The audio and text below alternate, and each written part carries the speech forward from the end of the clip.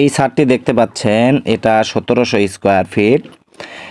এই 1700 স্কোয়ার ফিটে আমাদের গাঁথনি শুরু হয়েছে।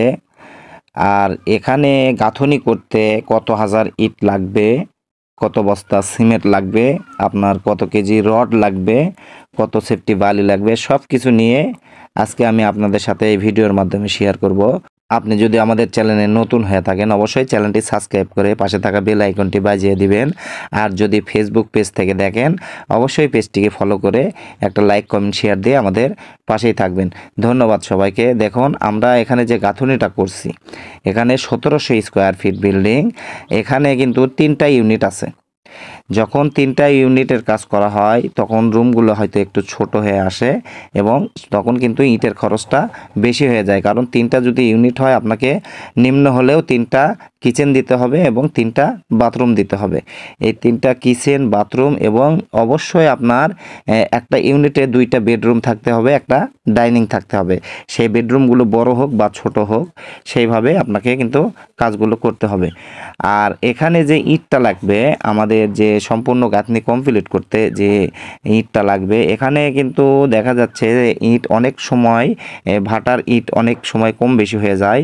কিছু আমরা যখন গাঁথনি করি তখন অনেক সময় দেখা যায় 7 ফিট পর্যন্ত গাঁথনি করতে অনেক ভাটার ইট আমাদের হয়তো বা 26টা লাগে, অনেক ভাটার ইট 25টা লাগে, অনেক ভাটার ইট 27টা লাগে, মানে লিল্টন পর্যন্ত 7 ফিট হাইট করতে। সেক্ষেত্রে আপনার এটার হয়তো একটু কম বেশি হতে পারে। আমরা সেই হিসাবে যদি হিসাব করি এখানে 12,000 থেকে 12,500 ইট লাগবে আপনার যদি গাঁথনি করেন, কমপ্লিট করেন 1700 স্কোয়ার ফিট। আর এখানে যে সামনে দেখালাম আমি একটা জায়গা, এখানে কিন্তু বেলকনি আছে, এখানে একটা বাথরুম আছে।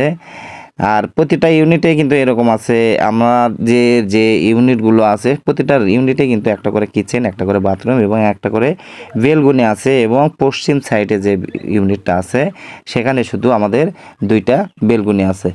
আর এখানে যে রডটা লাগবে আমাদের লিলটান ফালসাদ, এখানে কিন্তু কাটা লিলটান হবে, মানে লিলটানটা পুরো টানা হবে না, কাটা লিলটান হবে। সেক্ষেত্রে আমাদের এখানে 8 মিলি কিছু রড লাগবে, কিছু 10 মিলি রড লাগবে।